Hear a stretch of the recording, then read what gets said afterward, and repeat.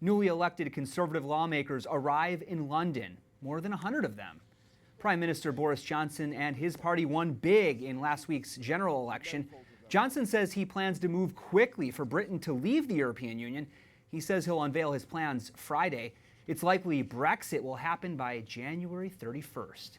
And joining us now to discuss Brexit and Britain's general election is Hilary Fordwich, founder of Strelmark LLC Business Development Consultants, a leader in global business development, and she's also a board member of the British American Business Association. Thanks for coming back. Pleasure, Jason. So, any surprises in this election? I think there are some surprises. It depends who you ask where the surprises lie. I think actually one of the greatest surprises is just that, the media is very biased in the UK. In fact, now there's a move afoot to actually look at the BBC, and Boris Johnson has actually launched an investigation, because what many Americans may not realize is that in the UK, people pay what is called colloquially the television tax. And you pay this, and this goes to the BBC, and the BBC has been unabashedly, pro-Remain.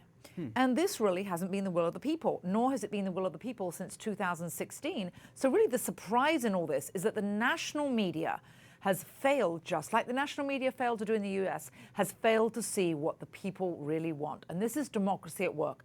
So I think, yes, a lot of the liberal media elites are surprised. I think that it's amazing to see such a resounding success for Brexit and the Brexit vote, given the bias of the entire media establishment. So this victory for the Conservatives, for Boris Johnson, in your eyes, is a victory for those who want to leave the European Union. What does this mean? What does Brexit mean for the UK? What it means is, for those that are not quite as close to it, in 2016, 17.4 million, the majority voted to leave. That would mean leaving the EU. So what does it mean for the future? It means that now the UK is actually able to make international free trade agreements and make free trade agreements with the EU. What Boris Johnson wants to do is to negotiate all of the aspects of Brexit next year. So he says they're going to leave by January 31st, and then the negotiations will take place next year and not be extended past 2020.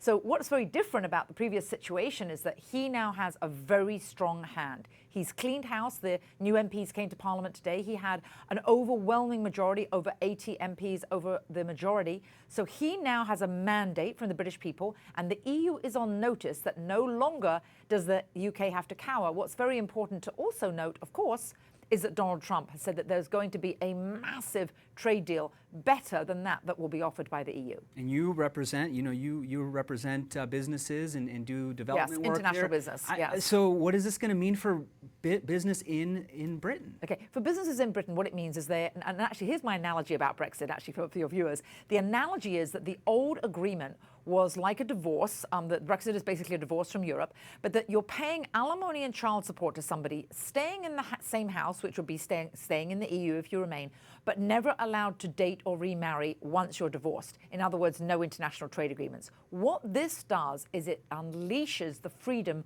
of international free trade for the UK, and then they can make trade agreements with the US and with China and with the EU. And what will happen, you see, is that Europe now is in a weak position because 1 in 7 cars, for example, from Germany is sold into the UK.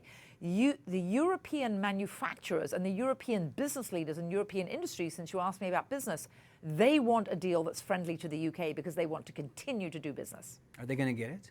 Well, now that Boris Johnson has a stronger hand, yes. And I say that even though the pessimists and the skeptics say it can't happen within a year, given how slowly the wheels churn in Brussels and they make agreements, I believe, yes, it will happen next year in 2020. And really quickly, what does this mean for Boris Johnson, that he won, his party won so big? Oh, this was a resounding success. Actually, the BBC had the audacity to say yesterday, I heard somebody saying on the BBC that this really isn't a Boris Johnson win. It's more like just a Jeremy Corbyn loss. Absolutely not. This has been a national mandate. What it means is that he's empowered to go not only to Donald Trump and not only to the EU, but he has a very strong negotiating stance. Also, what he did very cleverly, he thanked those that voted for the Conservative Party, his party, for the first time. In some cases, one district was 101 years. Most places that he won have not voted for the Conservative Party since 1935, a lot of them. So he thanked those voters, and he actually used the expression, as your pen quivered over the ballot box, your ballot sheet, and your pencil was thinking about your ancestors and your parents and what they might think of this. Thank you for your vote. And he doesn't want to let them down. So my prediction is, just like he promises, he will enable and make more robust the National Health Service, and he will strike a great trade agreement, and this will be better for Britain in the long run. Hilary Fordwich, thank you so much for being with us today. We appreciate your time very much.